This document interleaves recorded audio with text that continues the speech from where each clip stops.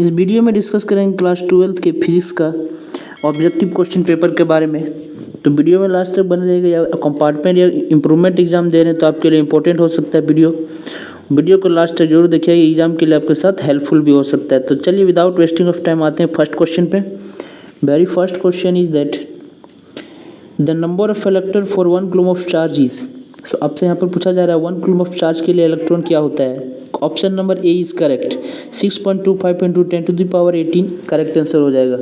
Okay right, चलिए आते हैं नेक्स्ट क्वेश्चन पे। Question number 2।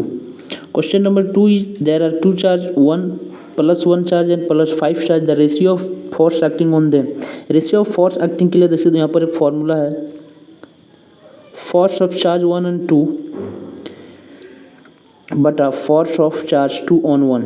यहाँ पर आप देख सकते हैं जो फॉर्मूला होता है दोस्तों Q1 बटा Q2, और इसके लिए भी आप निकालोगे तो Q1 बटा Q2, और इस तरह से इसको जो कैंसिल आउट करते हैं तो आपके पास बच करके आता है 1/1, दैट इज 1:1। सो एक करेक्ट आंसर हो जाएगा option number B number is correct for 2 number. चलिए आते हैं नेक्स्ट क्वेश्चन में। Question number 3 number 3 capacitor, each of the capacity C are added in the series combination, so the equivalent capacitance will be। देखिए दोस्तों यहाँ पर जो capacitor है वो सीरीज कॉम्बिनेशन कनेक्शन में है। तो सीरीज कनेक्शन के लिए आपको देखना है क्या होता है यहाँ पर 1/C equal to 1/C1, 1/C और 1/C3। तो 1/C3 तीनों को यहाँ पर आप जोड़ेंगे तो यहाँ पर क्या मिलेगा आपको, एक सेकेंड, यहाँ पर आपको मिलेगा एलसीएम सी हो जाएगा 1 + 1 + 1, और फिर आएगा आपके पास 3/C। ये 1/C के लिए अगर आपके पास पूछा जाए इक्विवेलेंट कैपेसिटेंस तो ये हो जाएगा C/3, पलट जाएगा दोस्तों 1/C से C/3। So option number C is correct, C/3। चलिए आते हैं नेक्स्ट क्वेश्चन में। Question number 4। If a hollow spherical conductor will be charged positively then the electric potential inside it will be। So option number C is correct. दोस्तों यहाँ पर positive भी होगा, non uniform charge भी होगा। Okay, so this is the option of C number. चलिए आते हैं नेक्स्ट क्वेश्चन पे। Question number 5। Question number 5 is the V I graph for conductor make an angle theta for V axis, here V denote voltage, I denote current. तो इसके लिए जो correct answer है दोस्तों यहाँ पर वी आई ग्राफ के लिए tan theta, C option number is correct, tan theta. चलिए आते हैं दोस्तों नेक्स्ट क्वेश्चन में। Question number 6 number is the equation summation E equal to summation I R is applicable to which law. ये जो summation ई और समेशन आई आर है दोस्तों ये option number B Kirchhoff's junction rule के लिए अप्लीकेबल है। So correct answer is Kirchhoff's junction rule. चलिए आते हैं नेक्स्ट क्वेश्चन में। Question number 7। The balancing length of potentiometer is at 120 cm on shunting the cell with a resistance of 4 ohm, the balancing point shift to the length of 60 cm, then find the internal resistance of a cell। तो दोस्तों यहाँ पूछा जा रहा है कि potentiometer में जो संतुलन लंबाई 120 सेंटीमीटर लेकिन 4 ओम के प्रतिरोध शंट करने पर 60 मीटर की लंबाई बदल जाती है, तो आंतरिक प्रतिरोध क्या होगा। दोस्तों इंटरनल रेसिस्टेंस का जो फॉर्मूला होता है, इंटरनल रेसिस्टेंस की फॉर्मूला होती है that R equal to length of 1 minus length of 2 बटा लेंथ ऑफ 2, और मल्टीप्लाई करेंगे इसको हम, एक सेकेंड, यहाँ पर हम इसको मल्टीप्लाई करते हैं that R equal to length 1 minus length 2 बटा लेंथ 2 और मल्टीप्लाई बाय R। इसको जब आप यहाँ पर फॉर्मूला निकालोगे L2 यहाँ पर देखिए दोस्तों 1/20 दिया है और 60, और L2 क्या आया निकल करके 60, और R दिया है 4 ओम। अब यहाँ पर जब माइनस करोगे तो 60/60 कट आउट हो जाएगा, और आपके पास क्या बच करके आएगा 4 ओम। तो जो करेक्ट आंसर हो जाएगा दोस्तों यहाँ पर 4 ओम। 4 ओम इज करेक्ट आंसर। चलिए तो option number 4 D is correct. चलिए आते हैं next question number. So question number 8। Question number 8 is the identify the condition under which of the force acting on A charge moving through a uniform magnetic field is maximum किस में होता है magnetic field दोस्तों, ए number. Theta का value जब 90 degree हो तो magnetic field maximum होता है। चलिए आते हैं नेक्स्ट क्वेश्चन नंबर 9 पे। What torque act on a 70 turned coil of 400 cm square area carrying current of 20 ampere held with its axis at right angle to uniform magnetic field of 0.2 tree. So यहाँ पर दोस्तों 0.2 क्या है, magnetic field दिया हुआ है। तो इसके लिए एक फॉर्मूला होता है दोस्तों, यहाँ पर टॉर्क आपको निकालना बोला गया है। टॉर्क इक्वल टू, एक सेकेंड, यहाँ पर आप टॉर्क इक्वल टू लिख सकते हैं that torque equal to T equal to N in A and B and साथ ही यहाँ पर आप लिख सकते हैं साइन थीटा। दोस्तों यहाँ पर टॉर्क इक्वल टू एन है, नंबर ऑफ टर्न 70 है। ए आपका हो गया कितने लंबाई है 400 सेंटीमीटर, इसको मीटर में बदल देंगे तो 0.04 आएगा। आपके पास बी है मैग्नेटिक फील्ड दिया है 0.2 और इसी तरह से आपके साथ दिया हुआ है करंट। दोस्तों यहाँ पर आई देना भूल गया, आई भी दिया हुआ है 20 एम्पियर और साथ में आपके पास साइन थीटा की वैल्यू यहाँ कितना है दोस्तों 90 डिग्री। तो आप इसको अगर सॉल्यूशन करोगे यहाँ पर देखिए 2 0 कैंसिल आउट हो जाएगी, 1 0 और यहाँ से 1 0 नीचे आएगी तो कैंसिल आउट। तो फिर क्या बचेगी दोस्तों, यहाँ पर 7 चौका 28, 28 6 दूनी 12, 112 न्यूटन मीटर आंसर होता है दोस्तों। लेकिन यहाँ ऑप्शन में कहीं भी आपको देखने को नहीं मिल रहा है, तो ये चीज़ आपको थोड़ा ध्यान देखना होगा। आंसर इसका जो आ रहा है 120 न्यूटन मीटर आ रहा है। चले आते हैं नेक्स्ट क्वेश्चन में 10 नंबर। A moving coil galvanometer can be converted into a ammeter by what. Option number B correct हो जाएगा दोस्तों, introducing a shunt resistance of a small value in parallel. यहाँ पर बात करें समांतर के छोटे मान के लिए प्रतिरोध को जोड़कर आप इसका जो है एमीटर में परिवर्तित कर सकते हैं गैल्वेनोमीटर को। आगे बात करते हैं दोस्तों क्वेश्चन नंबर 11। क्वेश्चन नंबर 11 की बात करें तो यहाँ पर एक सेकेंड, यहाँ पर अगर question number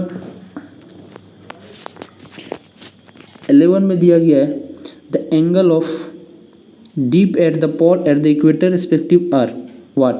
so correct answer हो जाएगा दोस्तों यहाँ पर 11 नंबर का D, 90 degree and 0 degree. 90 degree और 0 डिग्री पे जो है पोल और इक्वेटर क्या होता है, डीप पोल्स होता है।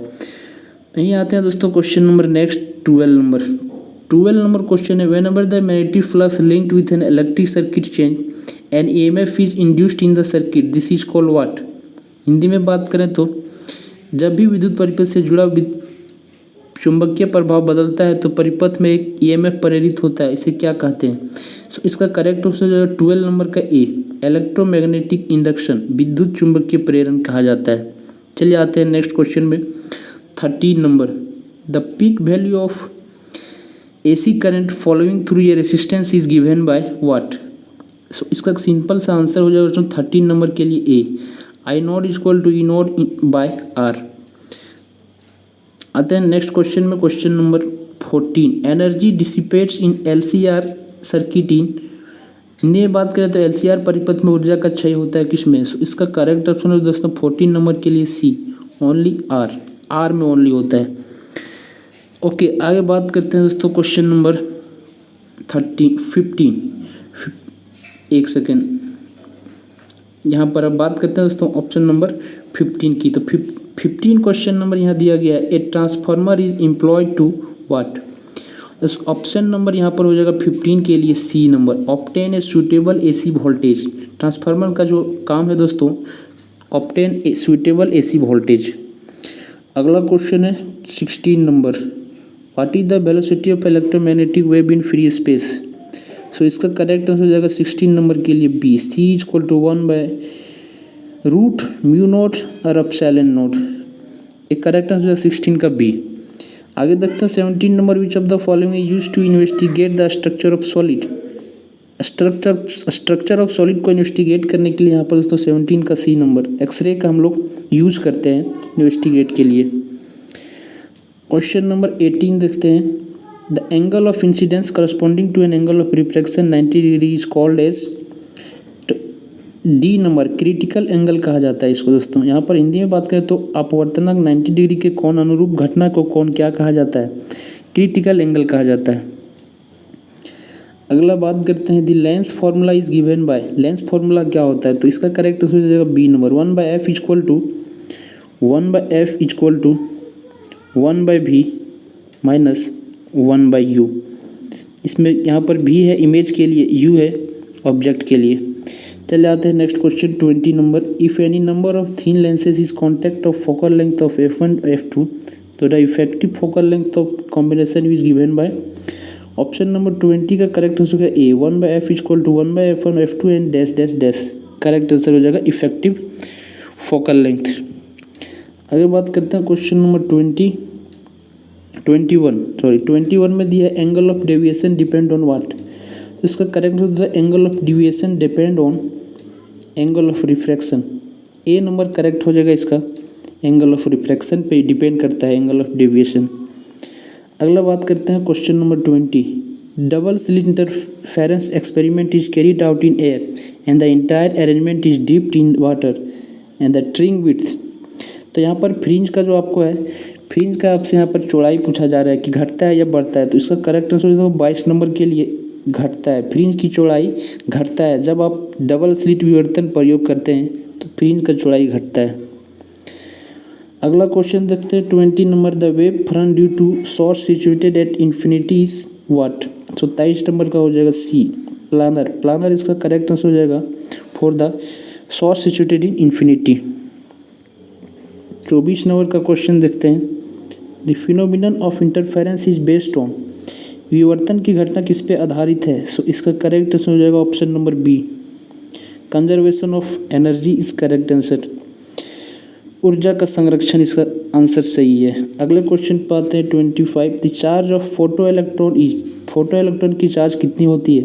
सो ऑप्शन नंबर, यहाँ पर देखिए 4 ऑप्शन दिया है दोस्तों, लेकिन इसमें से एक भी ऑप्शन सही नहीं है। यहाँ पर आपको एक भी ऑप्शन सही नहीं दिया, तो ऑप्शन नंबर डी इसका हो जाएगा करेक्ट। अगला बात करते हैं 26 number. The strength of photo electric current depend upon. Photo electric current किस पे डिपेंड करता है। Option number C, intensity of incident radiation पे डिपेंड करता है। ओके, चलिए आते हैं नेक्स्ट क्वेश्चन पे। Option number 27। De Broglie wavelength of a body of mass m kinetic energy E given bye.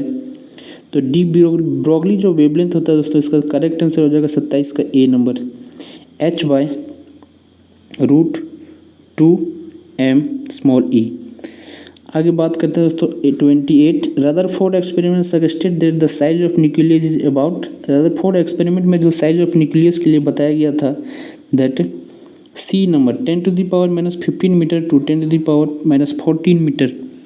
Correct answer. अगला बात करते हैं 29 के लिए। Which of the following spectral series fall with in the visible range of electromagnetic radiation. पूछा जा रहा है कौन सा सीरीज यहाँ पर विजिबल रेंज में इलेक्ट्रिक रेडिएशन में आता है। सो करेक्ट आंसर हो जाएगा 29 के लिए बी नंबर, बाल्मर सीरीज जो है ऐसा सीरीज है जो इलेक्ट्रोमैग्नेटिक रेडिएशन के लिए विजिबल होता है।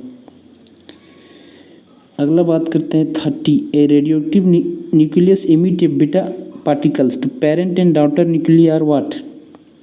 रेडियोधर्मी नाभिक एक बीटा कण का उत्सर्जन करता है, तो पेरेंट और डॉटर इसमें से कौन है। सो इसका करेक्ट हो जाएगा 30 नंबर का डी, आइसोबार। पेरेंट और डॉटर न्यूक्लियर आइसोबार्स, ये दोनों आइसोबार्स हैं। अगला बात करते हैं 31 नंबर के लिए। The radius of spherical nucleus as measured by electron scattering in 3.5 mm। What is the mass number of nucleus. Mass number निकालने के लिए दोस्तों यहाँ पर सिंपल सी बात है, आपको क्या करना है 3.6 यहाँ पर आपके पास दिया हुआ है, आपको पता है 1.2 FM होता है, इसको पे क्यूब करेंगे आपके पास, तब आपको निकल करके आएगा 3, और 3 का जब आप क्यूब करोगे तो आएगा 27। So 27 A number is correct answer. Okay, so नाभिक की द्रव्यमान कितनी हो जाएगी, अधिक होने की संभावना है 27, अधिक होने की संभावना है 27 गुना। अगले क्वेश्चन की बात करते हैं। इन रिवर्सिंग बाइसिंग या रिवर्स बाइसिंग में क्या होता है। सो यहाँ पर ऑप्शन नंबर 32 के लिए जो करेक्ट आंसर हो जाएगा C, potential barrier across junction increases. Potential barrier across junction increases होता है। अगला क्वेश्चन है 33 number. The obtain P type silicon semiconductor we need to dope pure silicon with what. Option number 33 के लिए जो हो जाएगा दोस्तों एल्यूमिनियम। तो यहाँ पर जो है पी टाइप सिलिकॉन सेमीकंडक्टर के लिए जो डॉप प्योर सिलिकॉन होता है एल्यूमिनियम के साथ डॉप होता है। अगला बात करते हैं क्वेश्चन नंबर 34 है। In semiconductor which are responsible for conduction. Conduction के लिए कौन रिस्पॉन्सिबल है, तो option number B, electron and hole, both यहाँ पर सेमीकंडक्टर के लिए कंडक्शन के लिए रिस्पॉन्सिबल है। दोस्तों ये वेरी लास्ट क्वेश्चन है। वीडियो अगर आपको अच्छी लगी हो जानकारी अगर अच्छी लगी हो तो कमेंट और लाइक और सब्सक्राइब करें। In full wave rectifier input AC current has frequency V, so the output frequency of current is what. So इसका जो करेक्ट ऑप्शन हो जाएगा ऑप्शन नंबर 35 का D।